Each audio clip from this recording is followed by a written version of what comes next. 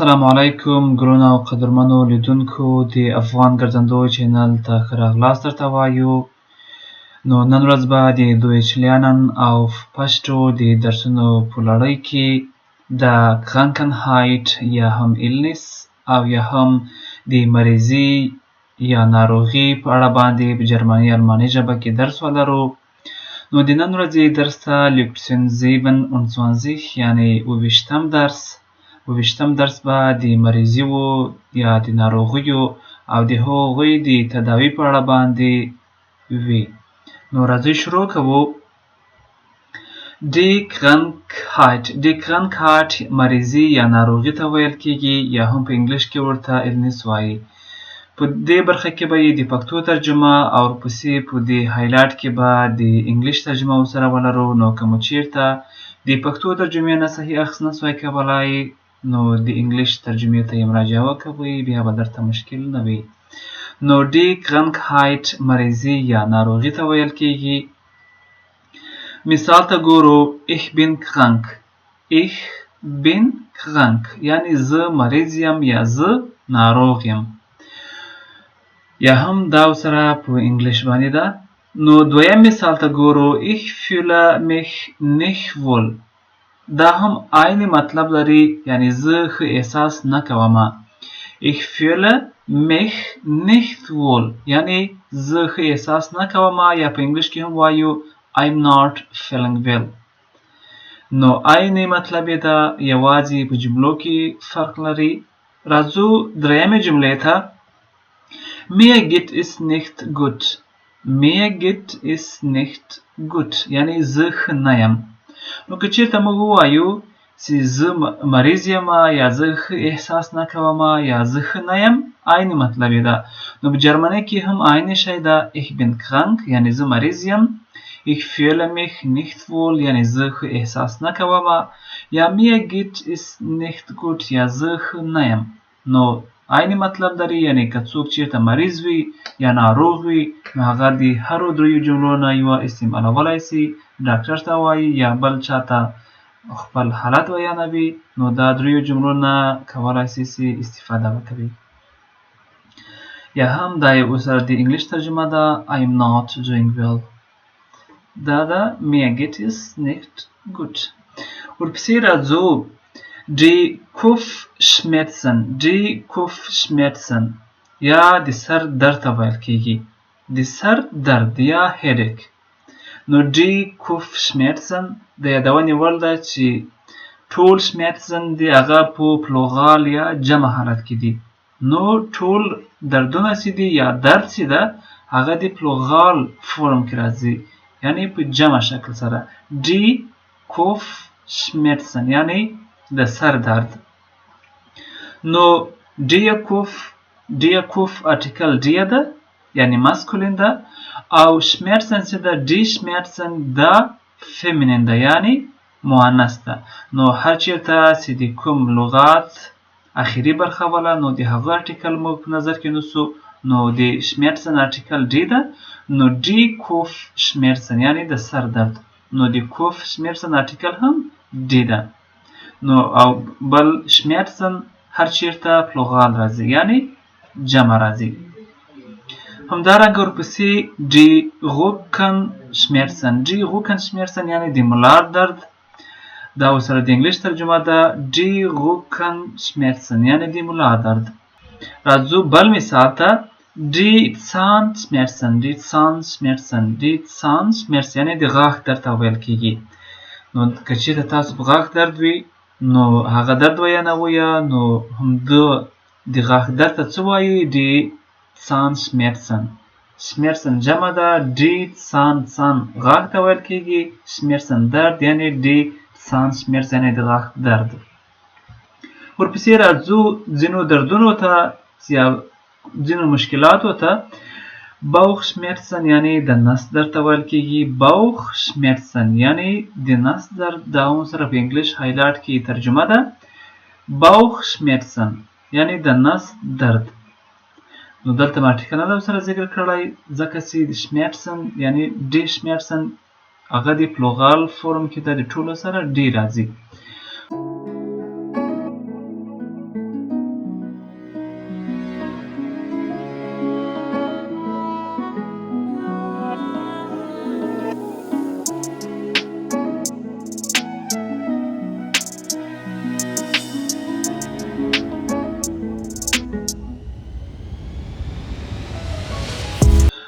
ورپسې راځو Ohrenschmerzen یعنی د غوږ درد. Ohrenschmerzen یعنی د غوږ درد. دا هم سره په انګلیش ترجمه ده. همدارنګه Halsschmerzen یعنی د ستوني درد.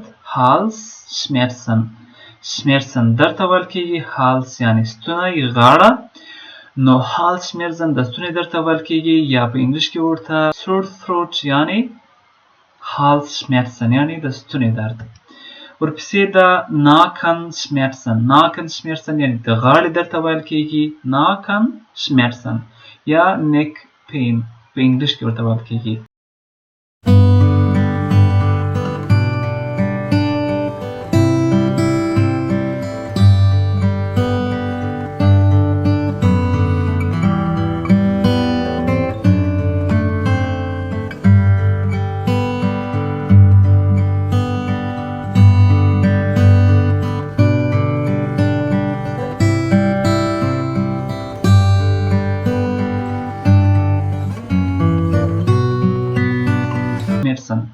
راځو نور مثالونه وګورو. عین شی یعنی د ټول د سردردي لپاره دی. Ich habe Kopfweh یعنی زه د سر درد لرم. Kopfweh دا هم عین مطلب ده. زه د سر درد لرم یا زه سر درد یم. نو تاسو ویلی شئ Ich habe Kopfschmerzen یا Ich habe Kopfweh. همدارنګه ویلی شو Mir tut der Kopf weh. Mir tut der Kopf weh یعنی زه سر درد لرم. درې سره مثالونه عیني مطلب لري. د دریو نه د څلورم نه هم Mein Kopf tut mir weh. Mein Kopf یعنی زما سر. tut mir weh یعنی درد کوي ما ځوروي. نو د دې ټولو جملو نه عیني مطلب ده. کولی شئ چې تاسو ووایاست Ich habe Kopfschmerzen. Ich habe Kopfweh. Mir tut der Kopf weh. Mein Kopf tut mir weh. د ټولو مطلب ده زه سر درد لرم. مختلفو جملو سره یې تاسو هغه بیانولی شئ. ټولې جملې دلته ښودل شوي دي. دا سره د پښتو ترجمه ده. د ټولو مطلب ده I have a headache یا د سر درد لرم. نو دا یې تکرار کړئ.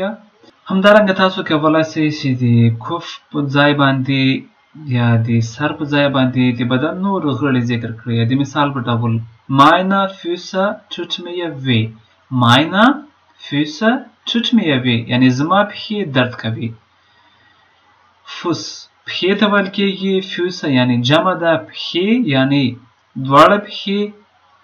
tut mir weh یعنی درد کوي یعنی زما پښې درد کوي. My feet hurt me یعنی زما پښې درد کوي. نو کولی شئ تاسو د پښو د سر یا د بدن د نورو غړو تکرار وکوئ یا هر چیرته چې مشکل لرئ د هغو غړي نوم ذکر کړئ او هغه جمله تاسو کولی شئ چې ډېره په اسانۍ سره جوړه کړئ. همدا یې سټرکچر او میتھډ ده. همدارنګه ورپسې راځو Das Fieber. Das Fieber یعنی تبې ته ویل کېږي یا fever په انګلیش کې ورته ویل کېږي. نو که چیرته تاسو تبه لرئ هغو تبې ته څه وایي په جرمني ژبه کې؟ Das Fieber یعنی تبه. دا یې حرارت معلوموي. دا ماشین ده نو تاسو تبه معلوموي.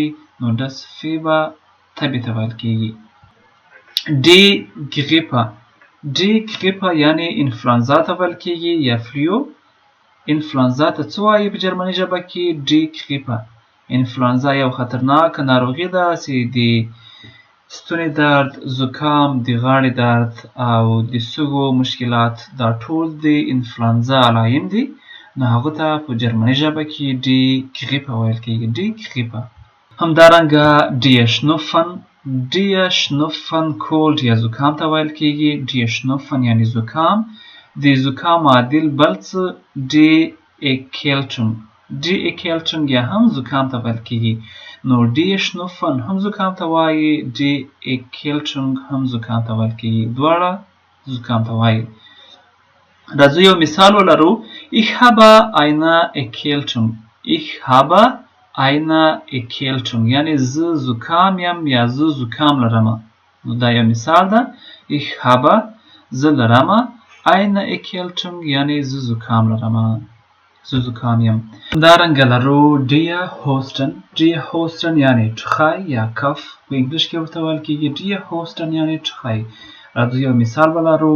ich habe Husten. Ich habe Husten یعنی زه ټوخیږم زه ټوخی لرمه نو ich habe یعنی زه لرمه Husten ټوخی زه ټوخی لرمه نو die Husten کف یا ټوخي ته ویل کیږي Das Asthma یعنی سالنډي ته وایي یا ساه بندېدلو ته وایي په انګلیش کې هم ورته استما وایي نو das Asthma سالنډي یا ساه بندېدل Der Durchfall یعنی اسهال ته ویل کیږي دا سره د انګلیش ترجمه ده Der Durchfall یعنی اسهال ich habe مثال ته ګورو ich habe Durchfall یعنی زه اسهال یم زه اسهال لرم نو کولای شئ تاسو ډاکټر ته ووایاست یعنی زه اسهال یم هغه تاسو ته یو میډیسن یا دوا یا څه شی ټابلیټ درکړي نو راځو ورپسې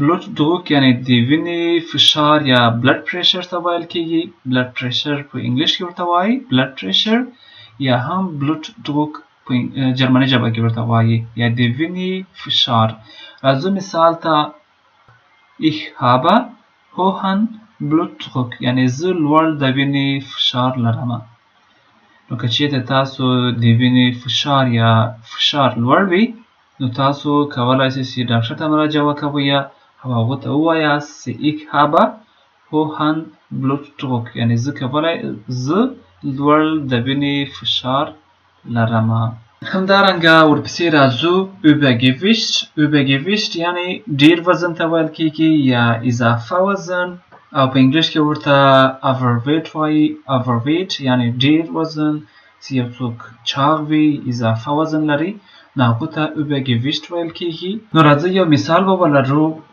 Ich habe Übergewicht یعنی زما وزن زیاته زه overweight یم یا وزن می اضافه شوی ده په تصویر کې هم تاسو ګورئ نو ډاکټر ته وایو Ich habe Übergewicht یعنی زما وزن زیاته نو کولای شئ تاسو دا اندازه کړئ چې تاسو یا ځان وتلی یا چې تاسو وزن اضافه ده یا څومره ده نو هغه ته Übergewicht یعنی اضافه وزن یا ډیر وزن ته ویل کیږي همدارنګه verletzt یعنی زخمی کېدل یا زخمی ټپي یا صدمه لیدل او دا سره د انګلیش ترجمه ده مثال ته ګورو نو مثال ده Ich habe mich verletzt یا ما خپل ځان زخمی کړ یعنی زه زخمی شوم په تصویر کې هم ګورئ نو Ich habe mich verletzt یعنی ما خپل ځان زخمی کړ ما خپل ځان ته صدمه ورسوله همدارنګه لرو gebrochen یعنی ماتېدلو ته ویل کیږي یا broken په انګلیش کې ورته ویل کیږي مثال ته راځو Ich habe mir das Bein gebrochen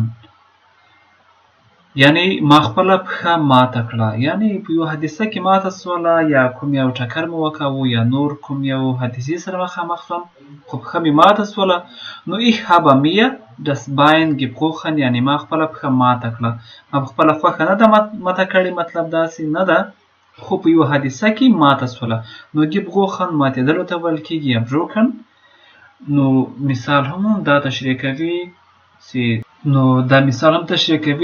Ich habe mir das Bein gebrochen یعنی ما خپله پښه ماته کړه یا زما پښه ماته شوې ده همدا تصویر کې هم وینئ نو Ich habe mir das Bein gebrochen نو دا و د Krankheit Illness ناروغیو یا مریضیو په اړه باندې درس ډیری کسان په روزمره ژوند کې د دې مشکلاتو سره مخامخ کیږي بیا شفاخانې ته ځي یا ډاکټر ته مراجعه کوي یا کومې دواخانې ته ځي نو خپل مشکلات ورته صحیح نشي بیانولی یا اړونده مربوطه تداوی نشي کولی نو دا درس به ورسره مرسته وکوي تر څو د ټولو مشکلاتو حل په ډېره اسانۍ سره ولټوي نو د درس د لیدلو نه مو نړۍ مننه چینل د سره سبسکرایب کړئ همدارنګه ویډیو د سره لایک کړئ سبسکرایب همدا دلته یې ګورئ او بیل آیکن د سره پریس کړئ تر څو د هر نه اپډیټ نه خبر شئ نور نو ښه وختونه درته غواړم چوس د خدای په امان بای بای und auf Wiedersehen. Tschüss.